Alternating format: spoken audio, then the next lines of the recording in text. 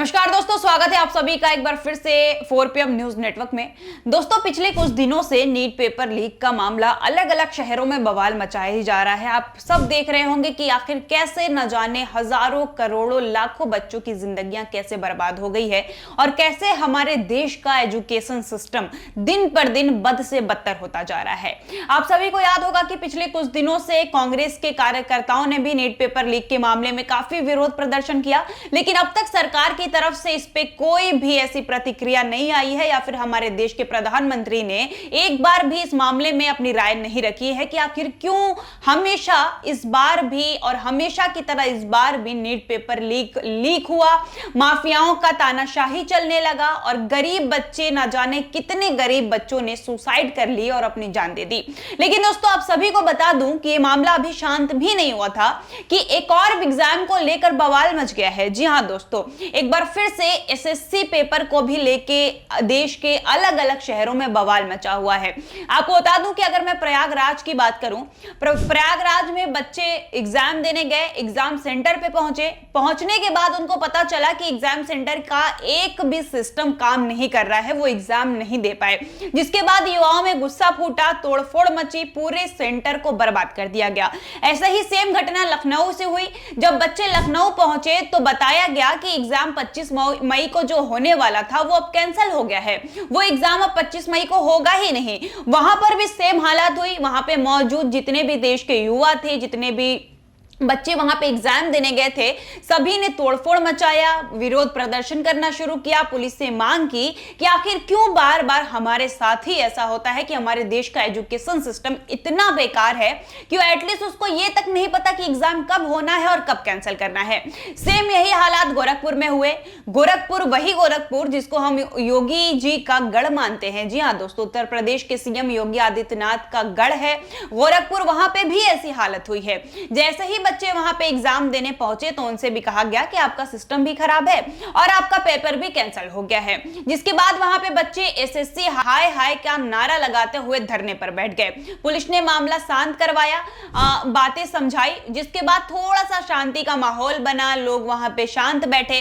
लेकिन दोस्तों, सवाल यह है कि आखिर कब तक देश के बच्चों के फ्यूचर के साथ ऐसा खिलवाड़ होता रहेगा। यह पहली बार नहीं है जब देश का कोई बच्चा एग्जाम ना देने से परेशान है या फिर पेपर लीक के मामले से परेशान है। पिछले कुछ दिनों से या फिर 2014 के बाद से अगर आप आंकड़े निकालेंगे तो आपको यह पता चलेगा कि कितने पेपर लीक हुए हैं, जिसके बाद कितने गरीब बच्चों ने सुसाइड तक कर लिया है।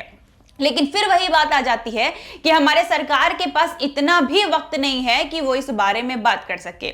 आप सभी देखते होंगे कि किस तरीके से जब भी मंदिर की बात आती है, जब भी मस्जिद की बात आती है, जब भी पाकिस्तान की बात आती है, जब भी बांग्लादेश की बात आती है, तो देश की सरकार सबसे पहले सामने आके अपना बयान रख देती है। देश की सरकार यानी कि हमारे देश के प्रधानमंत्री नरेंद्र मोदी स्टेज पे चढ़ते हैं तो कहते हैं कि देश परेशानियों में जा रहा है, आपको बचाना है। ये बात उनको पता है, लेकिन उनको ये बात नहीं पता चलती कि नीट पेपर लीक होने वाला है। या फिर हम ये मान लें कि देश के प्रधानमंत्री की इतनी भी इज्जत नहीं है कि एनटीए वाले इस लायक भी उनको नहीं समझते कि एटलीस्ट कोई काम होने जा रहा है या फिर इतना बड़ा कांड होने जा रहा है तो जरा सा हम मोदी जी की भी राय ले लें या फिर मोदी जी से भी बात कर लें। कोई ना कोई उम्मीद तो लगा के बैठेगा ही कि भाई देश का प्रधानमंत्री है, उसको तो बोलना चाहिए। लेकिन मजाल है हमारे देश के प्रधानमंत्री एक बार भी आके हमारे देश के छात्राओं पर या फिर उनको एक दिलासा दे दें कि अगली बार से ऐसा नहीं होगा। लेकिन दोस्तों, मैं आप सभी को बता दूं कि पहले तो नीट का पेपर लीक हुआ, उसके बाद एसएससी जेडी का पेपर कैंसिल कराया गया। कहीं अगर बच्चे सेंटर पे जाते भी हैं तो पता चलता है कि यहाँ पे तो सिस्टम ही खराब है, एग्जाम कैसे देंगे। अब ये हालात हैं आपके और ये हालात हैं आपके और मेरे और यही हालात हैं देश के। अब आप खुद देख लीजिए कि देश का एजुकेशन सिस्टम कहां जा रहा है और देश की सरकार क्या कर रही है। मैं आपको बता दूं कि पिछले कुछ सालों में अगर मैं उत्तर प्रदेश की बात करूं तो महाराष्ट्र को मैं अभी थोड़ा अलग रखती हूं। अगर मैं उत्तर प्रदेश की बात करूं तो आपको पता होगा कि न जाने 1500 से कि 2500 से ज्यादा स्कूल हमारे जो उत्तर प्रदेश में है बंद करा दिया गया है। उत्तर प्रदेश की सरकार ने सरकारी स्कूलों को बंद करा दिया गया है। पहली बात तो आशंका अगर हम दिखाएं तो यहीं से शुरू होती है कि क्यों सरकारी स्कूलों को बंद कराया जा रहा है। अगर एक स्कूल में 4 बच्चे भी हैं तो आपको ये सोचना चाहिए कि वो 4 बच्चा पढ़ के एटलीस्ट एजुकेटेड होगा, लेकिन सरकार यही चाहती है कि बच्चा अनपढ़ बने, क्योंकि उसको पता है कि जितना बच्चा अनपढ़ बनेगा उतना ज्यादा अंधभक्त बनेगा। अगर बच्चा पढ़ लेगा, अगर बच्चा एजुकेटेड हो जाएगा तो वो सरकार से सवाल करना जान जाएगा। और हमारी सरकार यही चाहती है कि ना बच्चा पढ़े, ना बच्चा नॉलेजेबल बने, ना बच्चा एजुकेशनेबल बने। क्यों? क्योंकि अगर उसके अंदर एजुकेशन है तो वो सत्ता से सवाल करने का हक भी रखता है, और उसको यह भी पता है कि डेमोक्रेसी आपको ये आजादी देती है कि आप सत्ता से सवाल कर लेंगे। लेकिन हमारी सरकार यही चाहती है कि ना जनता पढ़े और ना ही उससे सवाल करे। दूसरी चीज अगर आप दोस्तों देखेंगे तो जब से भारतीय जनता पार्टी सत्ता में आई है तब से क्या होता है कि वो ज्यादा से ज्यादा, चाहे वो हिंदू हो चाहे वो मुसलमान हो, हर किसी को धार्मिक बनाने में लगी हुई है। पहले भी हिंदू मुसलमान हुआ करता था, लेकिन जब से बीजेपी की सरकार आई है, मुसलमान जो नॉर्मल मुसलमान थे वो ज्यादा कट्टर मुसलमान हो गए, हिंदू जो नॉर्मल हिंदू थे वो और भी ज्यादा कट्टर हिंदू हो गए। क्योंकि सरकार यही चाहती है कि एक तो आप अनपढ़ रहो, एक तो आप जाहिल रहो, दूसरे आप धार्मिक रहो। आप जितने धार्मिक रहोगे आपको दुनिया वाली चीजें आपको लगेगा कि ठीक है, खाना ही तो नहीं मिल रहा है, भगवान तो है हमारे पास, ठीक है, एजुकेशन ही तो नहीं मिल रही है, हम कोई बात नहीं, हम कुछ और पढ़ लेंगे। तो यही रीजन है कि सरकार हमें अनपढ़ और जाहिल बनाने में लगी हुई है। और उसका सबसे बड़ा अगर हम देखें तो की पॉइंट धर्म है, जिसके नाम पे हम पूरी जनता को बेवकूफ बनाती चल रही है। अब दोस्तों एक के बाद एक अभी आपको बता दूं कि नीट पेपर जब लीक हुआ तो उसके बाद ना जाने कितने बच्चों ने सुसाइड कर लिया। सुसाइड करने के बाद भी अब आप मुझे ये बताइए कि इतनी बेशर्मी है एनटीए वालों के अंदर कि वो बयान देते हैं कि हम नहीं मानेंगे कि नीट पेपर लीक हुआ है जब तक कि अगर हमको इसका पूरा प्रूफ नहीं मिलता है।